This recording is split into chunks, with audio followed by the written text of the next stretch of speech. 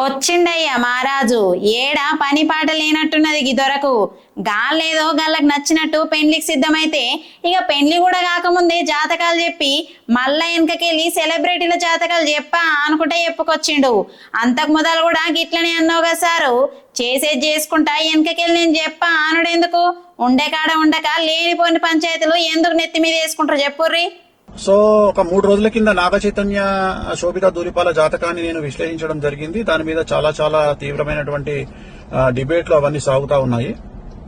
So నేను ఆ జాతకాన్ని చెప్పడానికి ప్రధానమైన కారణం ఏమిటంటే, నేను ఇంతకు ముందు సమంత నాగ చైతన్య జాతకాన్ని చెప్పి ఉన్నాను కాబట్టి దానికి ఎక్స్టెండెడ్ గా ఈ జాతకాన్ని చెప్పడం జరిగింది తప్ప, నాకు మళ్ళీ నేను ఇచ్చినటువంటి మాట మీదనే ఉంటాను, సెలబ్రిటీ జాతకాలు చెప్పను అని చెప్పాను.